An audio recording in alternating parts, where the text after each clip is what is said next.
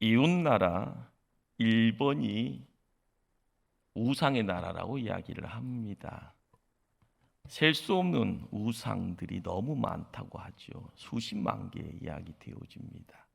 그러나 거기에도요, 하나님 믿는 이들이 함께 합니다.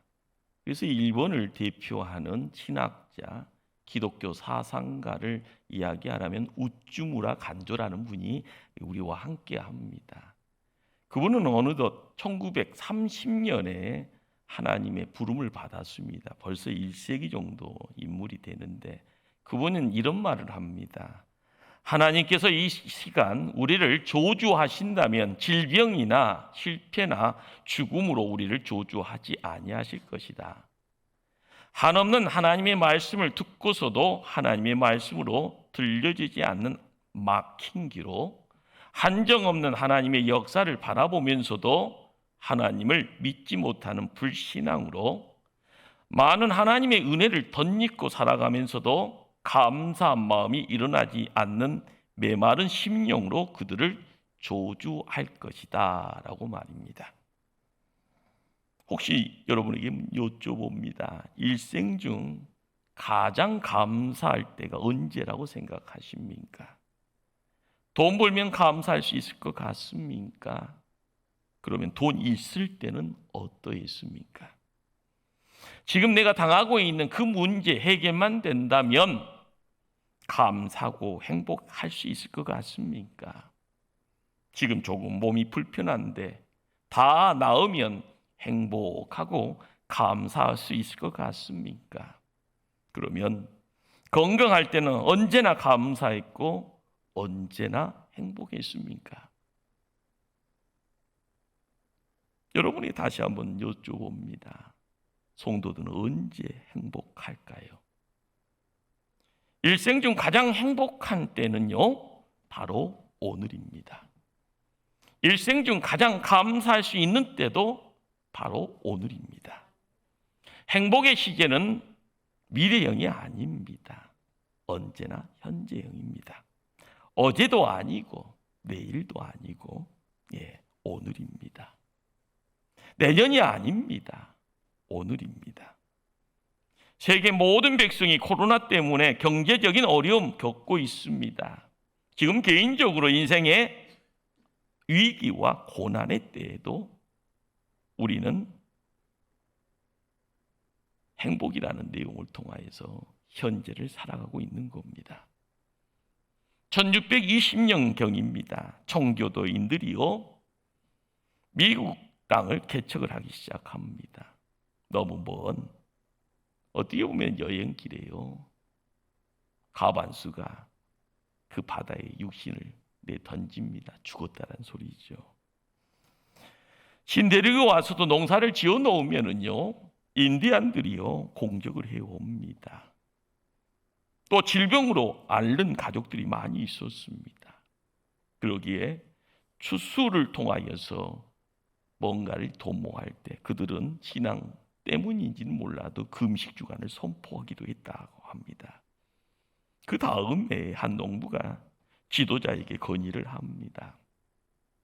작년 이맘때도 우리가 금식 기도를 했었는데 하나님이 기뻐하셨습니다. 우리의 고통과 아픔을 주님 앞에 아뢰 수 있다고 하는 것은 우리의 기쁨이요, 주님이 분명히 기뻐할 일입니다. 그러나 우리가 곰곰이 생각해 보면 이런 것들 가운데에서도 소중한 것을 얻었고 아직도 많은 것이 남아 있습니다. 그러니 하나님 앞에 울며 기도하는 것도 중요하지만 감사하고 찬양하는 것도 중요하다고 생각합니다. 감사 주간을 선포하는 것이 어떻겠습니까? 이것이 바로 전 세계 교회의 추수감사주일의 시작이 됩니다. 이 감사주일은요, 시작부터 풍성한 곡식단 쌓아놓고 사안의 진미 펼쳐놓고 드렸던 예배 아닙니다. 고난과 고통 중에 감사했습니다. 위기 가운데 찬송했습니다. 감사절기 지키라 하는 것, 인간의 목소리 아닙니다. 하나님의 명령입니다. 너는 무교절을 지키라, 너는 맥주절을 지키라, 너는 수장절을 지키라. 이 절기 통하여서요 하나님의 백성들은 내가 하나님의 백성임을 깨닫게 되어지는 자리입니다. 하나님께서 베풀어 주신 은혜에 감사함으로 그 다음의 해에 복을 예약받는 축복의 시간이 되었습니다. 풍년 들고 주가가 상승하고 넓은 집으로 이사하고 나라의 경제 지표가 높을 때만 감사하는 것 아닙니다. 감사절은요 위기와 고난의 순간에서 시작되었습니다. 주전 600년경에 하박국 고통의 시대를 살았던 인물입니다. 나라가 바벨론 제국의 침략을 받았습니다. 전쟁이 아중에 질병이 온 나라에 퍼져갑니다. 농사 지어놓으면 주변 국가들이 와서 다 걷어갑니다. 아내가 끌려가고요, 젊은이들이 끌려가고, 어린아이들이 비참하게 길바닥에 내팽개쳐 죽어가는 처참했던 모습을 지켜봤던 이가 바로 선지자 하박국입니다. 우리가 읽었던 이 하박국서는요, 고통의 시대의 성도들은 어떻게 기도해야 하는가, 고난의 시대의 성도들은 어떻게 감사할 수 있는가, 진실한 성도들은 아픔의 시대에 어떻게 하나님 앞에서 찬송하며 살아갈 수 있는가 하는 것을 보여줍니다. 하박국이라는 이름의 뜻은요, 포옹한다, 껴안는다입니다. 그런 바벨론 제국의 이업 앞에 비참해진 민족의 운명을 껴안고 살았습니다. 그는 울며 기도하다가 하나님의 성전을 찾아갑니다. 그래서 오늘 본문 3장 시작하기 전에 2장 20절에 이렇게 성경은 기록을 합니다. 오직 여호와는 그 성전에 계시니 온 땅은 그 앞에서 잠잠할지니라. 성전에 들어가다가 영광스러운 하나님의 임재를 경험했다라는 그런 말입니다. 하박국 선지자를 만나주시는 하나님의 자비로운 손길, 하나님의 인자한 얼굴을 목도했다라는 말입니다. 그래서 선지자는 성전에 엎드려 기도합니다. 엄숙하게 시대의 아픔과 민족의 고난을 기도합니다. 이웃들의 고통을 기도합니다. 그 기도가 바로 3장 1절부터 마지막 절까지의 내용입니다. 그렇습니다. 성도가 갖고 있어야 될 어떤 책무죠. 민족의 위기 만났을 때, 교회가 위기 앞에 서 있을 때, 우리의 가정이, 우리의 공동체가, 성도 본인이 위기 만났을 때 기도조차 할 수 없으면은요, 큰일입니다.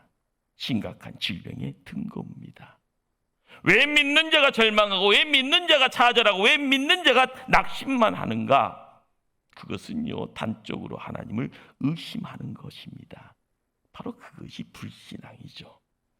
하나님의 사랑과 하나님의 능력을 부인하는 것, 그렇게 되어지는 이유가 뭡니까? 내가 죄악 가운데 빠져 있는 겁니다.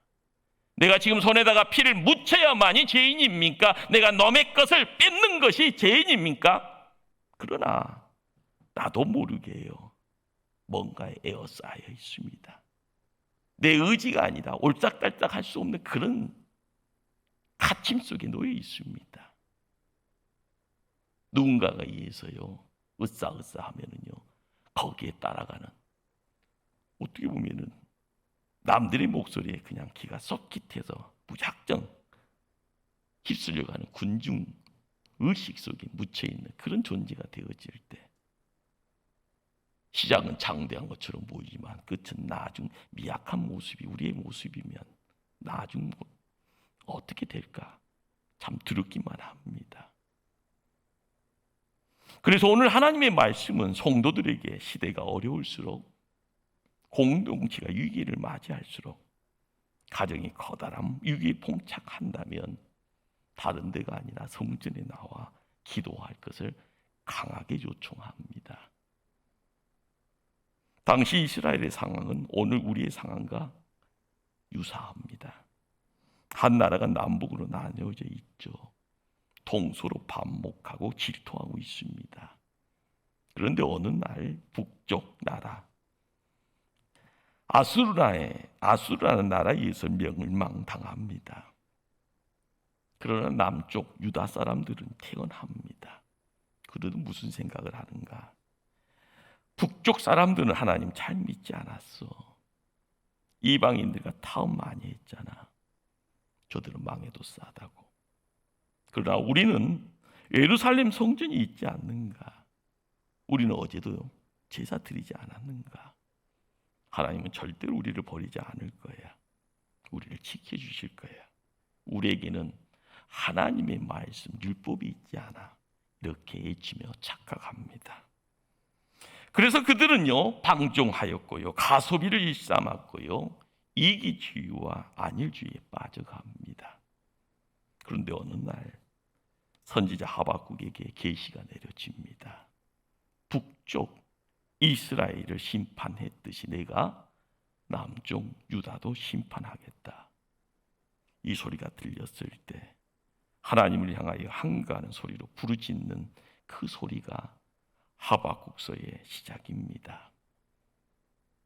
선지자는요, 예칩니다. 하나님 어찌하여 어느 때까지 반복적으로 부르짖습니다. 나라가 얼마나 어려웠든지 3장 2절은요, 여호와여 내가 죽게 대한 소문을 듣고 놀랐나이다. 여기 놀랐다라는 이 단어는요, 심히 두려워서 떨었다라는 그런 말입니다. 두렵습니다. 그런데 왜 두려웠던가에 대한 구체적인 내용이 16절 말씀에 함께합니다. 내가 들었으므로 내 창자가 흔들렸고 그 목소리로 말미암아 내 입술이 떨렸도다. 무리가 우리를 치러 오르는 한란 날을 내가 기다림으로 썩이는 것이 내 뼈에 들어왔으며 내 몸은 내 초소에서 떨리는도다. 무슨 말인가요? 시간이 흘러 나라가 초토화되어지고 처절하게 망가진 그 모습을 바라보면서 창자가 떨립니다. 내 입술이 두려움에 바들바들 떨립니다. 내 뼈가 꺾어지고 내 뼈가 녹아지는 커다란 아픔을 느끼고 있습니다라고 고백합니다. 하박국은 하나님 앞에 나와 기도하는 가운데 심판의 실체를 이야기됩니다. 하나님, 이 민족의 시작이 뭡니까? 그러나 이 민족의 모습은 지금 어떠합니까? 이렇게 망하는 것 당연하군요. 이 민족이 하나님을 잃어버리고 예배의 형식만 남았고 경건은 어디론가 사라져버리고 공의와 정의와 진실은 실종되었네요. 그래서 하나님의 진노, 심판 너무나 당연합니다. 그렇게 고백하고 부르짖습니다. 계속되는 2절입니다. 여호와여 주는 주의 일을 이 수년 내에 부응하게 하옵소서. 이 수년 내에 나타내시옵소서. 진노 중에라도 궁휼을 잊지 마옵소서. 제가 교육전도사 때요, 이 구절 가지고 연초에 교사회 하면은요, 하나님 수년 내에 우리 교회 학교 부흥시켜 주시옵소서 막 그렇게 기도했던 그런 기억이 새록새록 납니다. 이 말은요, 하나님의 공의를 구하는 것도 정의를 구하는 것도 아닙니다. 하나님의 진노 중에서라도 제발 살려주세요. 이 민족 수년 내에 부흥케 하여 주시옵소서라는 이 부흥이라는 이 단어도요, 다시 살려달라는 애절한 절규에 해당하는 단어입니다. 무슨 말입니까?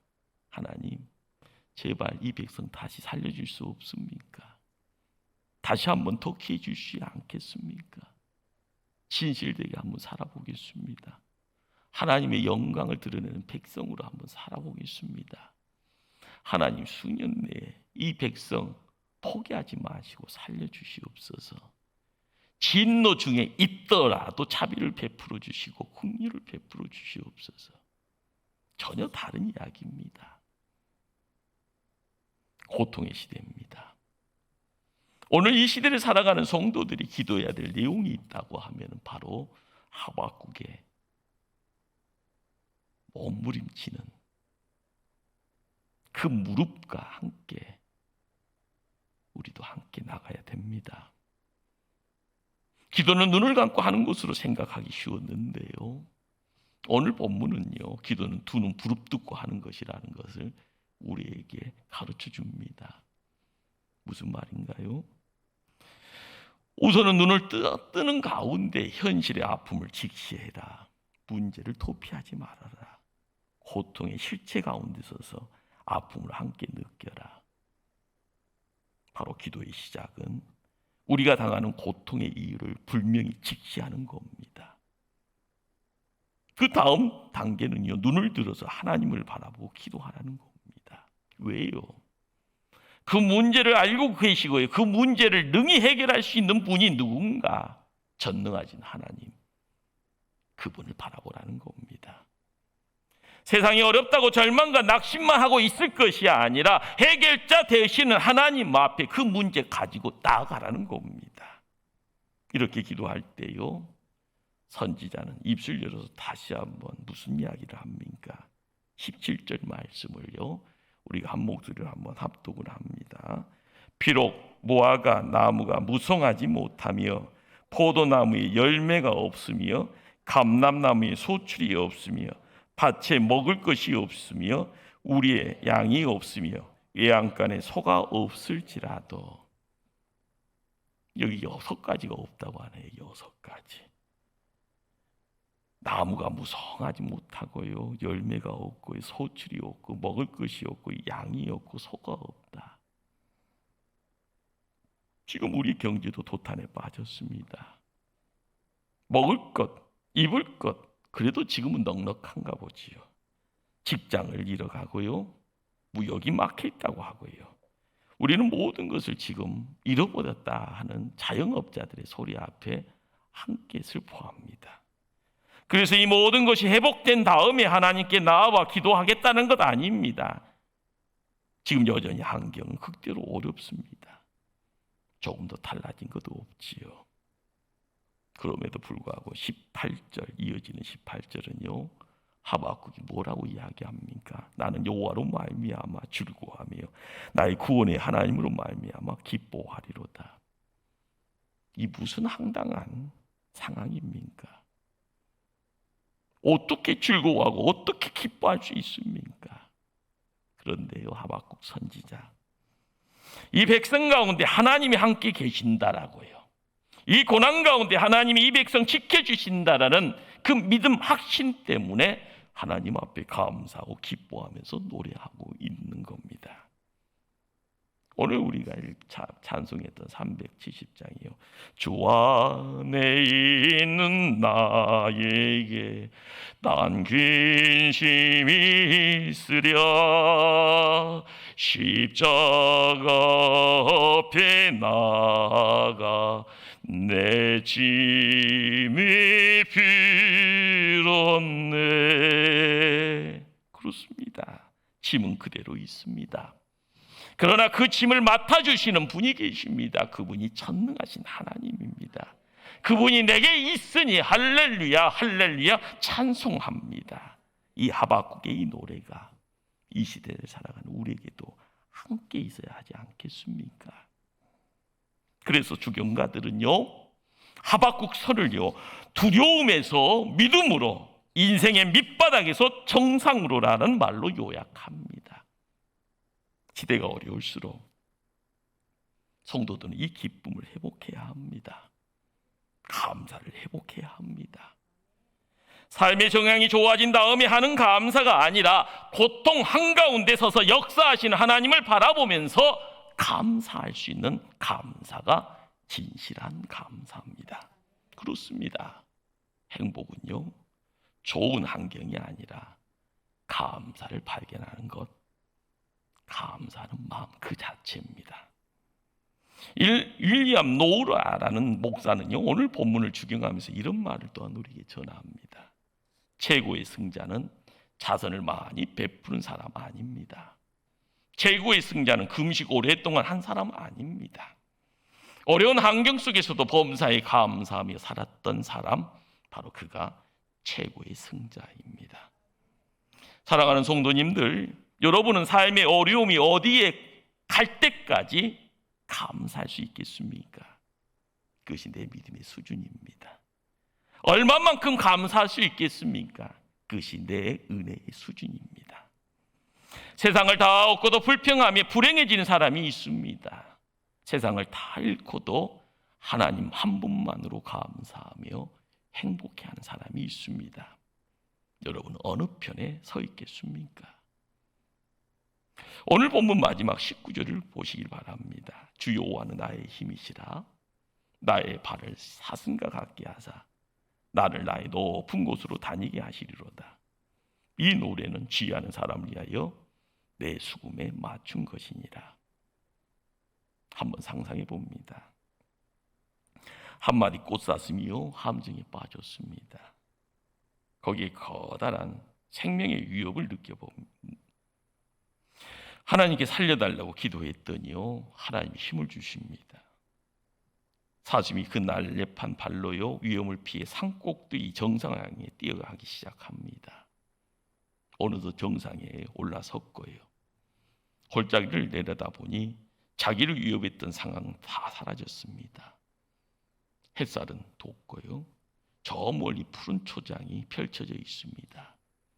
거기서 노래하는 한 마리의 사슴을 상상해 봅니다. 오늘 19절의 말씀이 그런 이야기입니다. 하박국은 짧은 성경이죠. 1장, 2장, 3장. 하박국 1장은요 하나님께 항변하는 기도를 갖고 있습니다. 하나님 어찌하여 이 고통을 우리에게 주시는 것입니까? 어떻게 보면 밑바닥, 골짜기에서 잊혀지는 기도입니다. 아파서 우는 기도였고요. 그러나 기도하는 자에게 하나님은 힘주십니다. 지금까지 사막의 음침한 골짜기를 헤매며 신음합니다. 민족의 고통 한가운데 푹 빠져 헤어나지 못하고 허우적거립니다. 고난당하는 백성들과 비참하게 망가질 조국의 현실을 바라보며 울부짖습니다.